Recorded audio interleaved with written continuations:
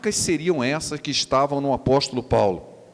A palavra grega para essa palavra, marca, que a gente traduziu em português como marca, é estigmata. Já teve até um filme exatamente com esse nome, estigmata, em que o sujeito aparece com a marca na mão. Mas ela não é uma marca comum. Ela significa algo, uma marca que signifique algo. Não uma marca sem nenhum sentido, dessa que você esfola o joelho e fica marcado que você esfolou o joelho. Não tem significado algum. Uma marca que signifique alguma coisa. Fazia muito sentido a palavra estigmata. Por quê? Na época em que isso aconteceu, não havia carteira de identidade. Como é que você sabia que uma pessoa era quem ela dizia ser, por exemplo? Você não sabia, não tinha identidade, não tinha foto, não tinha nada.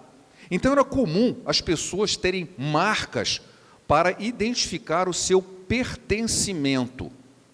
Então veja bem, se a pessoa era de um determinado país, ele se vestia de um determinado jeito, ele podia usar um determinado corte de cabelo, ele usava determinados tipos de armas ou determinados tipos de adornos que identificavam aquela pessoa como sendo de determinada cidade, como sendo de determinado país, e até o falar. Hoje mesmo é muito comum você ver uma pessoa chega do Nordeste, começa a falar assim, esse cara é nordestino. Ele tem uma marca. Qual é a marca? O sotaque. Então aparecem marcas que identificam a pessoa. Marcas que identificam as pessoas. Mas também havia algumas marcas que não eram muito boas. Os escravos, por exemplo, eles eram marcados. Como um gado marcado a ferro e fogo. Eu não sei quantos já estiveram na roça, né, já viram os cavalos e os bois para não serem roubados, porque você vai lá, pega um ferro, esquenta e cria uma marca com o símbolo do seu dono. Os escravos eram marcados. No filme, vários filmes aparecem marcas. O mais comum é o Tropa de Elite, né? O sujeito, quando ele é baleado, ele tinha no braço uma marca que ele pertencia a quem? Ao BOPE. Então ele trazia uma marca que dizia, esse cara é do BOPE. Aquele filme antigo, O Gladiador, ele tinha no ombro uma marca que o identificava como da Legião Romana, ele era um general. Ele tinha uma marca e identificava quem ele era, a quem ele pertencia. Qual era a marca de Paulo? Entre os judeus era proibido marcar o corpo. Então, se alguém pensou, você vai ver que ele tinha uma tatuagem, né? Será que Paulo era tatuado? Não, ele não era tatuado. Isso eu posso afirmar que não. Para o judeu era proibido marcar o corpo. Isso está em Levítico 19, 28. Pelos mortos não dareis golpes na vossa carne, nem fareis marca alguma sobre vós. Eu sou o Senhor. Era proibido marcar o corpo. Mas não havia escravos, entre eles havia sim. O escravo judeu, ele poderia se tornar escravo porque ele tinha alguma dívida com alguém e, como parte da dívida, ele se tornava servo de uma outra pessoa e trabalhava tantos anos e depois era liberto. Ele não trazia marca alguma. Mas é interessante porque em Êxodo, no capítulo 21, ele menciona o seguinte, mas se um indivíduo ele gosta tanto do patrão dele, diz, não, eu quero te servir o resto da vida. Então ele fazia um furo na orelha e dizendo o seguinte, eu sou servo desse homem voluntariamente. Eu não sou escravo, sou servo voluntário. E trazia um furo na orelha. Bastante interessante, né? Porque, poxa, vai ver que era isso, né? O sujeito é servo de Jesus voluntariamente, então ele traz um furo na orelha. Paulo não era escravo. Ele não tinha esse furo na orelha. Quais eram as marcas de Paulo? Por que ele diz, olha, ninguém me moleste? Eu trago as marcas de Jesus. Que marcas eram essas? Basta conhecer um pouco a Bíblia que nós vamos ver facilmente que marcas eram. Vamos abrir as nossas Bíblias em 2 Coríntios, no capítulo 11, dos versículos 24 e 25, e você vai entender de que marcas Paulo estava falando.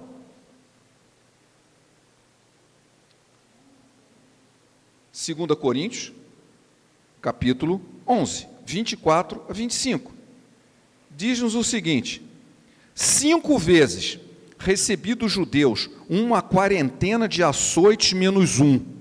Fui 3 vezes fustigado com vara, uma vez apedrejado, em naufrágio 3 vezes.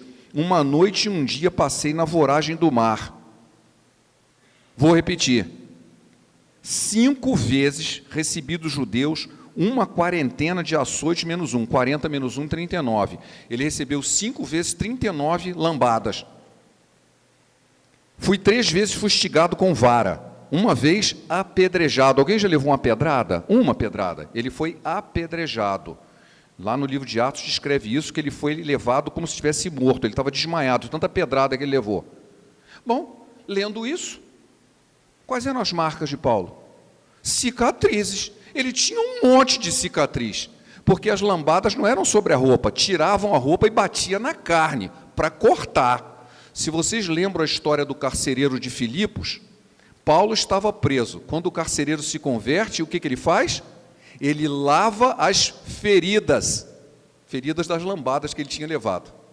Ele estava todo marcado de pancada, um monte de cicatrizes obtidas no serviço do Senhor. Ele disse, essas são marcas de Jesus. As lambadas que eu tenho, sido apedrejado, chicoteado, naufrágio, são marcas de Jesus. Como é que a gente interpreta isso para nós hoje? Recentemente tivemos um novo governo, muitas comemorações militares, passagem de comando do ministro da Defesa, do Exército, então aparecem os uniformes de gala, são bonitos, né? Os militares com uniformes de gala, não sei quantos acompanharam isso na televisão. Do lado esquerdo, em cima do coração, normalmente tem uma placa, um conjunto de placas coloridas aqui, cheio de plaquinha colorida. O que é aquilo? São cursos que aquele militar fez. A cada curso ele ganha um selinho, um platinadozinho, com uma cor referente ao curso. Então, quanto mais curso ele tem, aquele peito cheio de curso. Por outro lado, o outro lado, normalmente são reservados para medalhas.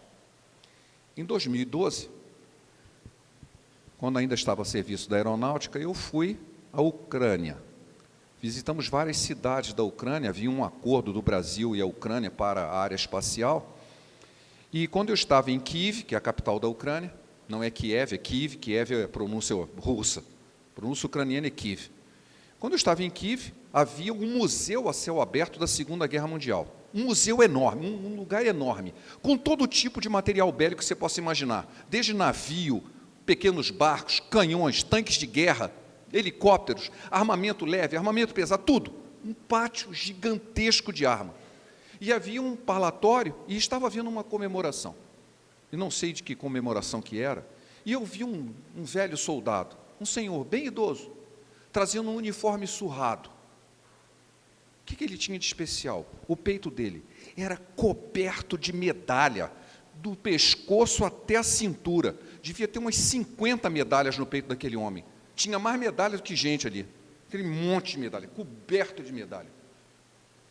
E ele estava andando por lá. Aí eu perguntei para o rapaz, escuta, aquele ali é um herói nacional? Ele disse, não, cada medalha é uma batalha que ele enfrentou. Como é que é? Cada medalha era uma batalha que aquele homem havia lutado pelo seu país. Ele tinha um monte delas. Quando você percebe isso, você entende o que o apóstolo Paulo quis dizer com aquelas cicatrizes. Cada uma delas era uma batalha que ele havia enfrentado pela fé em Cristo. Cada uma delas deixou cicatrizes. Aquelas marcas eram marcas de batalhas. Batalhas de cunho espiritual. Por isso é que ele diz que ele usava aquilo como uma autoridade. Ele representa um sinal de autoridade. E se ninguém me moleste, eu trago no corpo as marcas de Jesus. O número de batalhas que ele havia enfrentado fez dele uma autoridade. Sim, o número de batalhas te dão autoridade. Eu fico pensando que lá no livro de Atos, no capítulo 19, aparece uns judeus metidos à besta, de uns filhos de um tal de Seva, em que eles chegaram para o sujeito que estava possuído por demônio e disse assim, eu te expulso em nome de Jesus a quem Paulo prega. Aí o demônio disse assim, eu conheço Jesus, eu sei quem é Paulo, vocês, eu não sei quem vocês são. E deu uma surra neles. Eu fico pensando, se fosse o meu nome, se fosse o nome de cada um aqui, parece um cara endemoniado e alguém mais avisado assim, eu te expulso em nome de Jesus a quem e põe o seu nome, prega. Qual seria a reação do demônio? Ele diz, eu sei quem é o Valdemar, eu sei quem é a Mônica, eu sei quem é o Matias. Ou então assim, eu não sei quem é essa pessoa não. Ou e pior ainda, ele podia dar um risinho assim, eu sei quem é essa pessoa. Esse é que é pior ainda, né? Ou então dar uma gargalhada, é o fulano, esse eu conheço, mas no mau sentido. Qual é a autoridade espiritual que as marcas de Jesus têm em nossas vidas? Porque marcas, elas podem ser visíveis, mas elas também são invisíveis. A Bíblia fala sobre várias marcas. Jacó lutou com Deus e ele ficou manco. Jacó era manco, fruto da luta com Deus. Caim matou seu irmão. A Bíblia diz que ele recebeu uma marca de maldição. Ninguém sabe que marca era essa, mas a Bíblia diz que ele recebeu uma marca de maldição, porque ele havia matado seu irmão. Sansão tinha uma marca. A marca dele não era só a força era a consequência. A marca dele era o cabelo comprido de alguém que fez o voto de Nazireu, o nazireado, de consagração total a Deus. A força que ele tinha adivinha disso. A marca era o cabelo. Quais são as nossas marcas? Porque as marcas não são apenas visíveis, elas são invisíveis.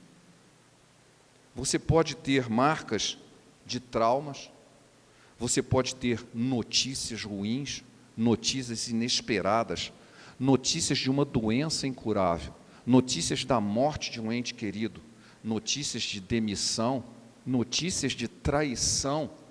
Tudo isso deixa marcas na gente, marcas no nosso interior, marcas no nosso ser, muitas vezes marcas espirituais. Mas nós podemos ter marcas positivas, fruto das lutas que travamos pela fé em Jesus. A primeira marca, não adianta ser quais são as marcas de Jesus na vida da pessoa. A primeira delas é a marca de conversão. No versículo 15 do texto que nós lemos, a primeira coisa ele disse, olha, nem a circuncisão é alguma coisa, nem a incircuncisão, mas o ser nova criatura. O apóstolo Paulo já de cara falou assim, sabe o que importa? Não importa se você tem uma marca física ou não tem, o que importa é ser nova criatura. Ele estava se referindo àquele texto que todo mundo conhece, de 2 Coríntios 5,17, que diz que aquele que está em Cristo é nova criatura. As coisas velhas já passaram, eis que se fizeram novas. Ser nova criatura é a primeira marca de Jesus em alguém. O que essa marca causa? Todo aquele que é nascido de Deus não vive na prática do pecado, porque a semente de Deus permanece nele, e ele não pode estar no pecado, porque é nascido de Deus. 1 João 3,9. O indivíduo que vive no pecado, vive pecando, é o ímpio. Não é aquele que peca, mesmo quando não quer. O próprio apóstolo pode dizer, às vezes quer uma coisa boa e acaba fazendo o que não devo. Porque nós somos falhos, somos imperfeitos. Isso acontece, pode acontecer na vida de qualquer um de nós. Mas o indivíduo que peca voluntariamente ainda diz, eu gosto. Esse é o ímpio, ele está vivendo em pecado. Ele não tem a marca de Jesus, porque se ele tivesse, ele não estaria nisso. A marca de Jesus tira isso da pessoa. Senão, eu vou viver em santidade. Eu vou viver buscando uma vida santa diante de Deus. Por quê? Porque a conversão, é muito importante isso. A conversão não é só um evento, ela é um processo. Ela começa no dia em que a gente aceita Jesus e termina quando nós chegamos ao céu. É um processo de santificação. Ela vai se transformando. E é nesse processo que a gente adquire as outras marcas. A primeira delas é a de conversão. Sem conversão, nenhuma outra vai aparecer. Mas quando nós nos convertemos, aparecem marcas de Jesus. Eu vou citar algumas apenas. Na verdade, eu vou citar 4, mas tem muitas mais. A primeira marca é a da perseguição. Como é que é? É isso mesmo. Foi isso que você ouviu. 2 Timóteo 3,12. De fato, todos os que desejam viver piedosamente em Cristo Jesus serão perseguidos. Isso é o que está na Bíblia. Você quer ser crente mesmo, quer viver uma vida de santidade, você vai ser perseguido. Se você não está sendo perseguido, isso é uma bênção, você já está no céu já. Porque se você está nesse mundo dominado por Satanás, você vai ser perseguido sim. Eu costumo usar uma ilustração muito simples, que eu aprendi quando estava na escola. Você imagina que você está numa escola, de preferência pública, né? Aí a professora passa um trabalho no quadro para você fazer e sai da sala. E você, como um bom aluno, né, você senta e começa a fazer o dever. Os outros alunos fazem o quê quando a professora sai? Bagunça. Vai todo mundo conversar e fazer arruaça, e você lá sentado escrevendo. Você acha que alguém vai te deixar fazer isso? Não vai. Vai jogar bolinha de papel, vai puxar o seu cabelo, vai mexer na sua mala, vai fazer alguma, vai cuspir em você. Por quê? Porque o seu silêncio está prejudicando o barulho deles. Parece incoerente, né? Como que o silêncio pode prejudicar o barulho? É um testemunho, assim, enquanto ele está fazendo o que devia, nós não estamos. A gente não pode permitir isso. Vamos persegui-lo. Quem está tentando viver em santidade vai ser perseguido, porque a sua vida de santidade é um testemunho contra a vida de pecado dos outros. Você vai ser perseguido. Você quer fazer o certo? Quando está todo mundo fazendo errado, você vai ser perseguido. Mas isso é o que Jesus espera de mim? Mas isso não é simples assim, porque a Bíblia diz o seguinte, olha, 2 Coríntios 4,9, é perseguido, mas não desamparado, abatido, mas não destruído. Bem-aventurados sois, quando vos injuriarem, e perseguirem, e mentindo, disserem todo o mal contra vós, por minha causa.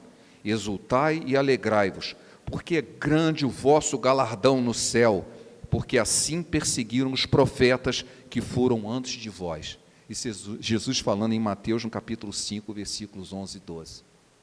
Você vai ser perseguido, mas isso é bem-aventurança, porque quem tentou seguir a Deus também foi. Nós somos bem-aventurados.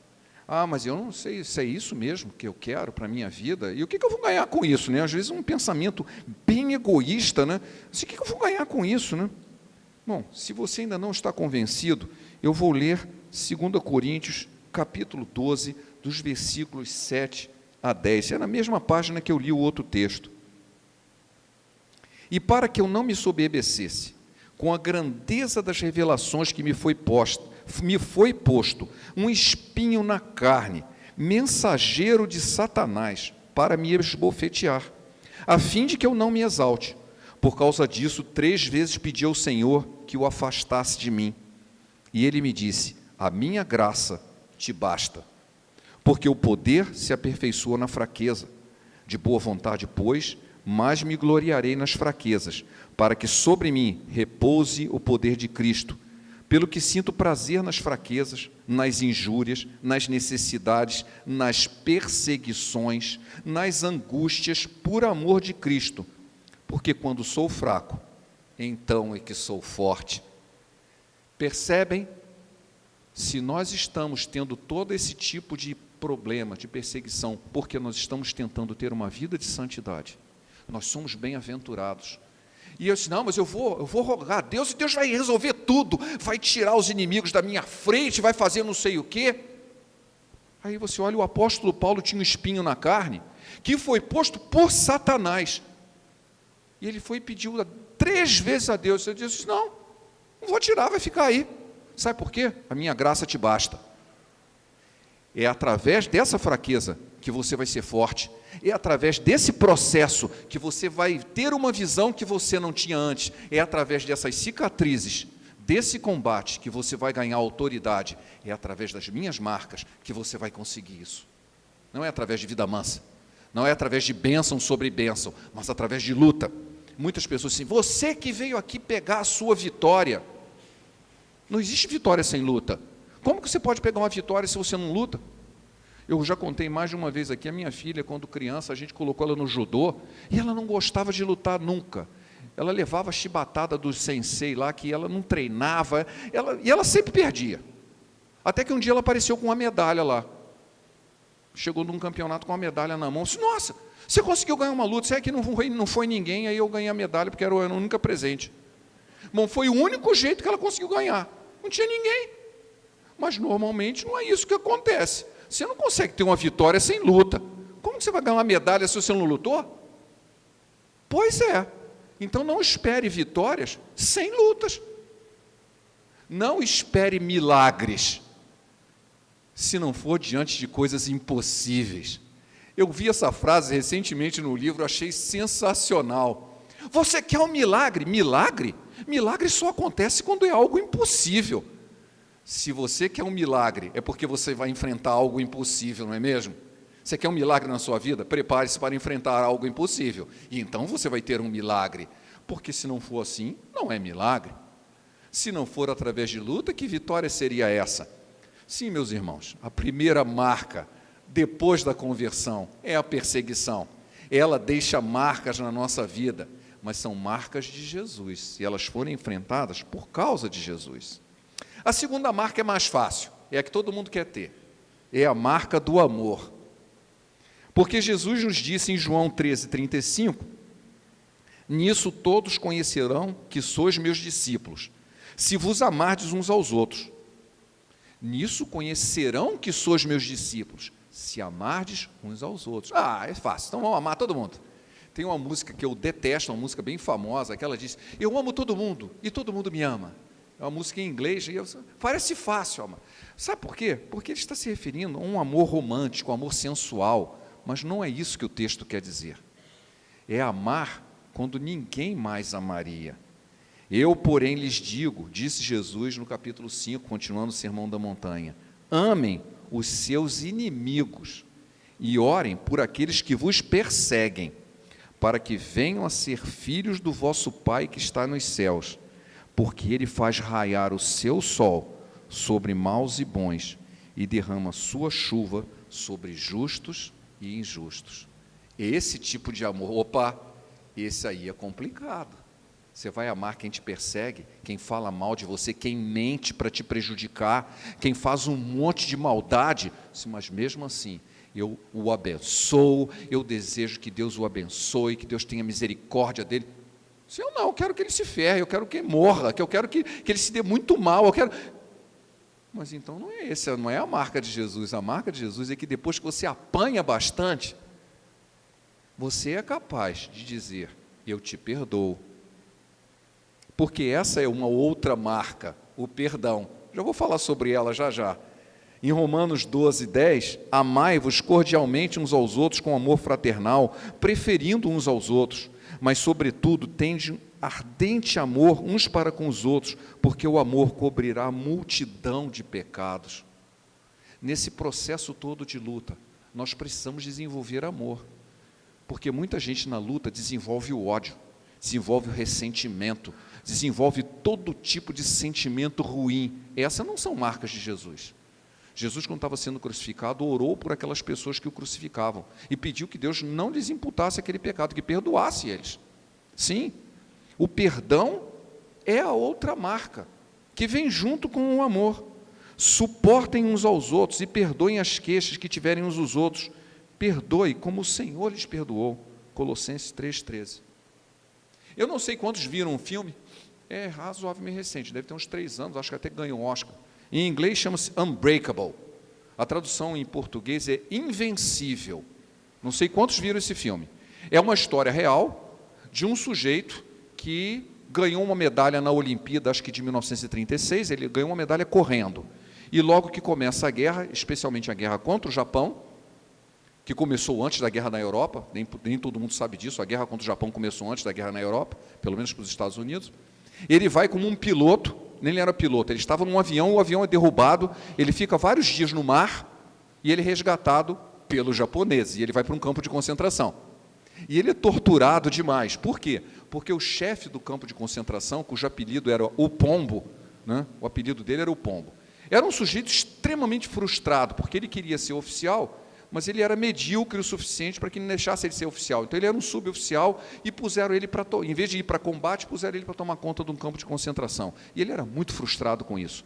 Até que ele soube que tinha um cara que era campeão olímpico entre os prisioneiros. Ele disse, mas é esse mesmo que eu vou descontar toda a minha frustração. E ele perseguiu o cara o tempo todo, torturou, bateu, fez um monte de maldade com o cara. E não conseguiu dobrá-lo. A guerra acabou. E aí a gente pensa, como que esse cara se tornou unbreakable, inquebrável, né? Ele era cristão, e ele se tornou pastor, e ele procurou o Pombo depois da guerra para perdoá-lo. Nem todo mundo percebe isso no filme, porque isso só aparece no final. nos comentários finais, aparece o filme, né? Toda aquela cena de tensão e luta e todo aquele envolvimento. Depois termina o filme, assim, o Japão se rendeu, etc. O pombo foi preso, mas depois ele foi solto, né? Porque ele não tinha feito tantos crimes de guerra assim, ele era um soldado. E aí o homem se torna pastor e vai visitá-lo para pedir perdão. Para dar o perdão, pedir não, para dar o perdão. Por todas as maldades que aquele homem havia feito. Ele não apenas suportou todas as opressões, tinha um monte de cicatrizes, mas ele ainda era capaz de perdoar quem causou as cicatrizes nele. Porque certamente o Espírito de Jesus estava nele, as marcas de Jesus estavam naquele homem. Exatamente como disse em Colossenses, que eu acabei de ler aqui. Caso você tenha queixa contra os outros, perdoem, como o Senhor lhes perdoou. Deus já nos tem perdoado e nós temos ofendido a Deus muitas vezes. Mesmo quando não nos antes de nos convertermos, ofendemos a Deus gravemente. Às vezes até mesmo depois de convertido. E Ele nos perdoa. E nós precisamos aprender a perdoar, porque nesse processo de luta nos deixa uma marca, a marca da capacidade de perdoar. Às vezes a gente diz, eu quero muita paciência. Recentemente, num grupo de estudo que estávamos dirigindo, a adolescente estava assim, eu não tenho paciência para nada, eu preciso de paciência. Mas você cuidado, viu? Porque a Bíblia diz que quando a gente pede paciência, Deus dá aprovação. Porque a aprovação da vossa fé produz paciência, está lá em Romanos. Você precisa, cuidado, você quer paciência? Você vai ter que exercitar a paciência. E isso se exercita através de provações. E essas sim deixam as marcas. A última que eu quero deixar, das 4, é a mansidão.